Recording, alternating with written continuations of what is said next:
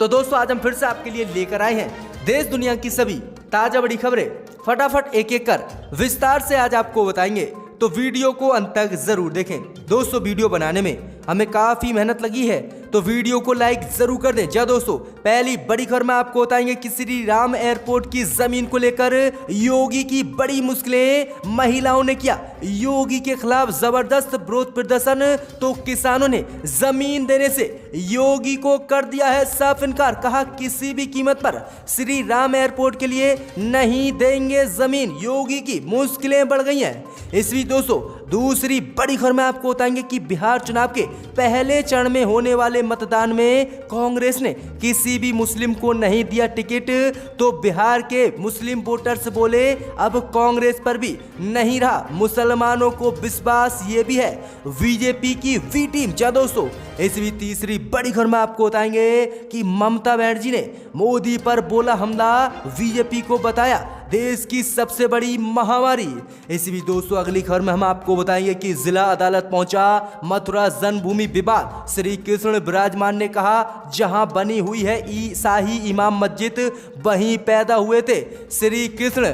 मंदिर को तोड़कर बनाई गई है मस्जिद। जहां दोस्तों एक बार फिर से मस्जिद मंदिर विवाद खड़ा हो गया है। तो इसी बीच अगली खबर में हम आपको बताएंगे कि बिहार चुनाव में सी वोटर्स ने उड़ाई बीजेपी और जेडीयू की नींद। 50% लोग मोदी और नीतीश से बिहार में बेहद नाराज। जी हां, बिहार में बीजेपी की बड़ी हार हो रही है इस बार। इस बीच दोस्तों अगली खबर में हम आपको बताएंगे कि भारत चीन तनाव को लेकर बोले राजनाथ सिंह जानबूझकर विवाद पैदा कर रहे हैं। पाकिस्तान और चीन कर सकते हैं भारत पर हमला। जी दोस्तों, तो वहीं आपको बताएंगे कि राहुल गांधी ने भी जीएसटी को लेकर पीएम मोदी पर बोला है हमला। कहा राज्य के लिए नहीं है मोदी पर पैसा, लेकिन खुद के लिए खरीद रहे हैं करोड़ों को प्लान। जी दोस्तों, इस बीच अगली खबर में हम आपको बताएंगे कि हाथरस मामले को लेकर कोर्ट ने अधिकारियों से पूछा आपकी बेटी होती तो क्या आधी रात में आप कर देते अपनी बेटी का अंतिम संस्कार। जी दोस्तों, फटकार लगाई है। तो वहीं कृषि कानून को लेकर आगे किसानों के झुकी मोदी सरकार। 31 किसान संगठनों को दिल्ली बातचीत के लिए बुलाया है, लेकिन किसानों ने कह दिया है किसी भी कीमत पर नहीं करेंगे मोदी सरकार से समझौता। जब तक नहीं लेगी मोदी सरकार इस काले कानून को वापस, तब तक नहीं जाएंगे दिल्ली। जहां दोस्तों खुली चेतावनी किसानों ने दे दी है। तो दोस्तों सभी खबरों को विस्तार से आज आपको बताएंगे, तो वीडियो को अंत तक जरूर देखें। इसी बीच बढ़ते दोस्तों पहली बड़ी खबर की ओर, तो श्री राम एयरपोर्ट को लेकर योगी की बड़ी मुश्किलें। गांव वालों ने योगी के खिलाफ किया विरोध प्रदर्शन, वहीं जमीन देने से कर दिया है इनकार। जी दोस्तों, आपको बता दें कि उत्तर प्रदेश के अयोध्या में बन रहे श्री राम एयरपोर्ट की जमीन को लेकर अब योगी सरकार की मुश्किलें बढ़ गई हैं। जी दोस्तों, आपको बता दें कि जमीन का उचित मुआवजा किसानों को ना दिए जाने पर अब गांव के किसानों ने योगी सरकार के खिलाफ जबरदस्त विरोध प्रदर्शन करना शुरू कर दिया है। जी दोस्तों, आपको बता दें कि गाँव की महिला किसानों ने थाली बजाकर योगी सरकार का विरोध किया है और थाली बजाकर ही योगी सरकार से न्याय की मांग की है। जी दोस्तों, आपको बता दें कि गाँव के लोगों की मांग है कि जिस तरह से अन्य गांव के किसानों को योगी सरकार ने एयरपोर्ट में जमीन आने के बाद मुआवजा दिया था, उसी तरह से इन 3 गांवों धर्मपुर, गंजा और कुटिया के किसानों को भी मुआवजा योगी सरकार दे।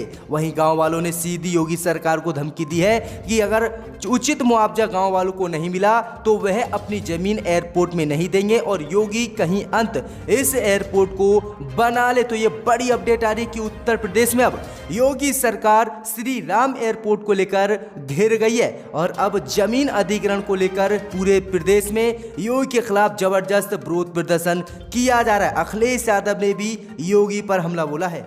इसी बीच बढ़ते दोस्तों अगली खबर की ओर, तो बिहार चुनाव के पहले चरण में बीजेपी की तरह कांग्रेस ने भी नहीं दिया किसी मुसलमान को टिकट, तो कांग्रेस पर भड़के बिहार के मुस्लिम। कहा अब कांग्रेस पर भी नहीं रहा मुसलमानों का भरोसा। जी दोस्तों, आपको बता दें कि जिस तरह से बिहार विधानसभा चुनाव में 71 सीटों पर 28 अक्टूबर को पहले चरण का मतदान होना है, वहीं आपको बता दें कि 71 विधानसभा सीटों पर कांग्रेस ने अपने उम्मीदवारों को पहले चरण में उतार दिया है, लेकिन कांग्रेस ने एक भी मुस्लिम उम्मीदवारों को अपनी पार्टी से पहले चरण के विधानसभा चुनाव में टिकट नहीं दिया है। अब इसी को लेकर बिहार के मुसलमान कांग्रेस से नाराज हो गए हैं और उन्होंने कहा है कि अब बीजेपी की तरह ही कांग्रेस पार्टी भी हो गई है और अब कांग्रेस पार्टी पर भी मुसलमानों को बिल्कुल भरोसा नहीं रहा है। जी दोस्तों, आपको बता दें कि बिहार में मुसलमानों की तादाद 16% है और मुस्लिम वोटर कई सीटों पर निर्णायक भूमिका निभाते हैं, लेकिन इसके बावजूद भी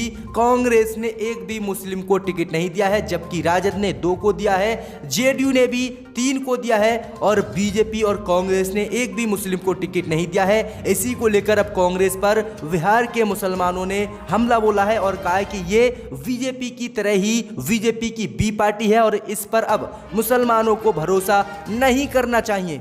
इसी बीच बढ़ते दोस्तों अगली खबर की ओर, तो ममता बनर्जी ने बीजेपी पर बोला हमला, बीजेपी को बताया डेंगू की तरह महामारी। जहां दोस्तों आपको बता दें कि पश्चिम बंगाल की मुख्यमंत्री ममता बनर्जी ने भाजपा को एक बार फिर से जोरदार हमला बोलते हुए बुरी ताकत और देश में सबसे बड़ी महामारी बताया है। जहां दोस्तों आपको बता दें कि ममता बनर्जी ने कहा कि भगवा पार्टी अपने राजनीतिक फायदे के लिए राज्य में तनाव भड़काने की कोशिश कर रही है, लेकिन हमने उनके तनाव को देखते हुए बीजेपी नेताओं को घसीटा, एफआईआर दर्ज करके उनको जेल में डाला है। वहीं तृणमूल कांग्रेस की मुख्यमंत्री ममता बनर्जी ने दावा किया है कि भाजपा की दिलचस्पी लोगों की भलाई में नहीं है बल्कि सिर्फ सत्ता हासिल करने में है। आगे ममता ने कहा है कि एक और आपके सामने कोरोना डेंगू है तो दूसरी तरफ आपके सामने सबसे बड़ी महामारी भाजपा है। ये बुरी ताकत है और बंगाल में यदि आपको राजनीति में रहना है तो आपको मानदंडों का पालन करना होगा और हम भगवा पार्टी को किसी भी कीमत पर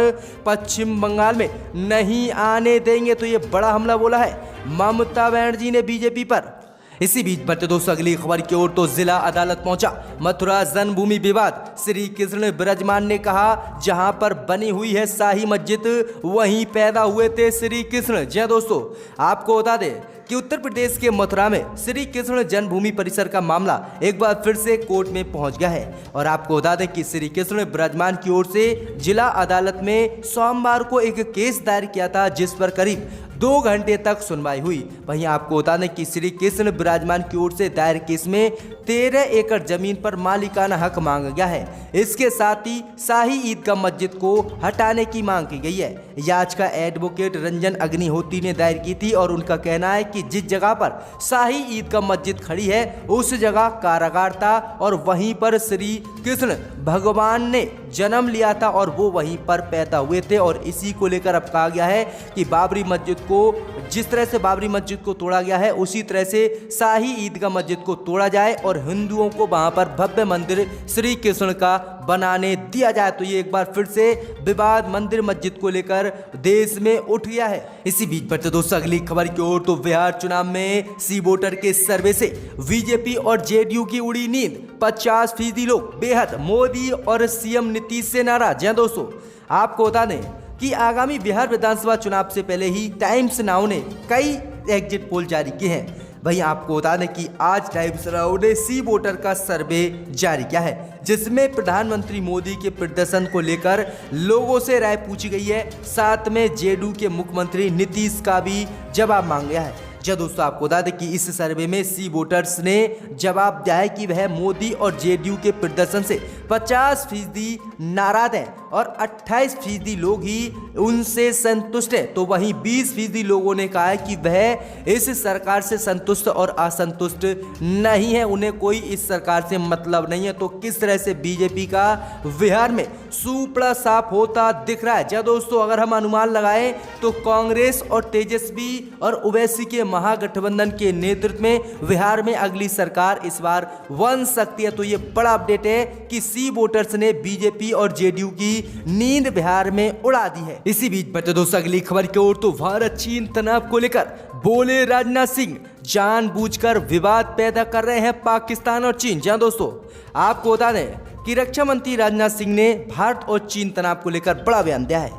रक्षा मंत्री राजनाथ सिंह ने बताया है कि भारत और चीन के साथ जो तनाव बना हुआ है वो जानबूझकर पाकिस्तान और चीन बना रहे हैं। और वहीं आगे राजनाथ सिंह ने कहा है कि चीन पीछे हटने के मूड में नहीं है और वह युद्ध के लिए एलएसी पर अपनी नई रणनीति बना रहा है जो भारत के लिए काफी खतरनाक हो सकती है। वहीं रक्षा मंत्री राजनाथ सिंह ने कहा कि हम बार बार चीन से बात करने की कोशिश कर रहे हैं, लेकिन चीन पीछे हटने के मूड में नहीं है और वह भारत से युद्ध चाहता है। और उन्होंने कहा है कि बेफजूलत में पाकिस्तान और चीन दोनों मिलकर भारत पर हमला करने की साजिश रच रहे हैं। जी हाँ दोस्तों, ये बड़ा बयान दिया है। इसी बीच बढ़ते दोस्तों अगली खबर की ओर, तो मीट बैन पर सुप्रीम कोर्ट ने हिंदू संगठनों को लगाई फटकार। कहा आप नहीं हो देश के ठेकेदार, कौन शाकाहारी कौन मांसाहारी नहीं कर सकते आप तय। जी दोस्तों, आपको बता दें कि मांस पर बैन लगाने को लेकर हिंदू संगठनों की तरफ से सुप्रीम कोर्ट में एक याचिका डाली गई थी और मीट खाने पर पूर्ण रूप से पूरे भारत में पाबंदी लगाने की मांग की गई थी। लेकिन आपको बता दें कि इसी याचिका पर सुप्रीम कोर्ट ने सुनवाई करने से इनकार करते हुए याचिकाकर्ता और हिंदू संगठनों को बड़ी फटकार लगाई है। सुप्रीम कोर्ट ने कहा है कि ये याचिका शरारतपूर्ण लगती है। वहीं सुप्रीम कोर्ट ने कहा है कि कौन देश में तय करेगा कि कौन मांसाहारी है कौन शाकाहारी है। वहीं आपको बता दें कि सुप्रीम कोर्ट ने कहा है कि हम तय नहीं कर सकते कि कौन क्या खाएगा, वो आदमी की इच्छा है कि वह कुछ भी खा सकता है। आप देश के ठेकेदार नहीं हो कि आप तय नहीं कर सकते कि कौन मीट खाएगा और कौन मीट नहीं खाएगा। जी हाँ दोस्तों, ये फटकार हिंदू संगठनों को सुप्रीम कोर्ट ने लगाई है। इसी बीच बढ़ते दोस्तों अगली खबर की ओर, तो हाथरस केस को लेकर कोर्ट ने अधिकारियों से पूछा आपकी बेटी होती तो क्या आधी रात में अंतिम संस्कार होने देते। जी दोस्तों, आपको बता दें कि हाथरस की घटना पर इलाहाबाद हाई कोर्ट की लखनऊ बेंच ने सुनवाई के दौरान कोर्ट ने पुलिस और प्रशासन के रवैये पर नाराजगी जताते हुए कड़ी फटकार लगाई। कोर्ट में मौजूद अधिकारियों से कोर्ट ने पूछा कि अगर आपकी बेटी होती तो क्या आप इसी तरह का व्यवहार करते और क्या आप आधी रात में अपनी बेटी का अंतिम संस्कार करते। इसके बीच पीड़ित परिवार ने कोर्ट में कहा कि उनकी बिना मर्जी के उनकी बेटी का अंतिम संस्कार किया गया। मामले की अगली सुनवाई 2 नवंबर को होनी है। तो ये फटकार हाई कोर्ट ने योगी पुलिस और योगी सरकार को हाथरस मामले में लगाई है। इसी बीच बढ़ते दोस्तों अगली खबर की ओर, तो जीएसटी को लेकर राहुल का पीएम मोदी पर हमला। कहा राज्यों का बकाया पैसा मोदी को नहीं देने के लिए लेकिन खरीदे जा रहे हैं करोड़ों के प्लान। जय दोस्तों, आपको बता दें कि कांग्रेस के पूर्व अध्यक्ष राहुल गांधी लगातार ट्वीट के जरिए केंद्र की मोदी सरकार पर हमला बोल रहे हैं। जय दोस्तों, आपको बता दें कि आज राहुल गांधी ने जीएसटी काउंसिल मीटिंग की बैठक से पहले ही मोदी सरकार से 5 सवाल पूछे और मोदी पर हमला बोला। राहुल गांधी ने ट्वीट कर कहा कि मोदी सरकार ने राज्यों से जीएसटी पैसा देने का वादा किया था। कोरोना महामारी और प्रधानमंत्री मोदी के कारण देश की अर्थव्यवस्था ठप हुई। तीसरा सवाल राहुल गांधी ने पूछा कि प्रधानमंत्री मोदी ने 1.4 करोड़ का टैक्स कट कारपोरेट को दिया और अपने पार्टी पर खर्च किया।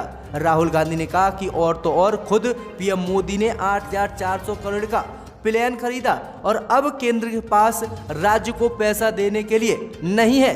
वित्त मंत्री प्रांतों से कह रही हैं कि आप उधार ले लीजिए, हमारे पास पैसा नहीं है। तो ये राहुल गांधी ने जबरदस्त हमला बोला है। राहुल गांधी ने कहा है कि कृषि कानून को लाकर और देश में जीएसटी लगाकर मोदी ने पूरे देश की अर्थव्यवस्था को तबाह कर दिया और अब बोले हैं कि हमारे पास राज्य को देने के लिए पैसा नहीं है। इसी बीच बढ़ते दोस्तों अगली बड़ी खबर की ओर, तो कृषि कानून पर अब नरम पड़ी मोदी सरकार। 31 किसान संगठनों से बातचीत के लिए राजी। दोस्तों, आपको बता दें कि कृषि बिलों पर केंद्र की मोदी सरकार के खिलाफ लगातार हो रहे विरोध के बीच अब मोदी सरकार एक बार फिर किसानों को बातचीत का न्योता दिया है। सरकार ने कृषि बिलों पर बातचीत के लिए पंजाब से कम 31 किसान संगठनों और उनके नेताओं को 14 अक्टूबर को दिल्ली बुलाया है। लेकिन आपको बता दें कि किसानों ने दिल्ली आने से साफ इनकार कर दिया है। उन्होंने कहा है कि मोदी सरकार इस काले कानून को वापस ले और हम मोदी सरकार के यहाँ पर बुलाए जाने पर नहीं जाएंगे। जहाँ दोस्तों ये बड़ी अपडेट आ रही है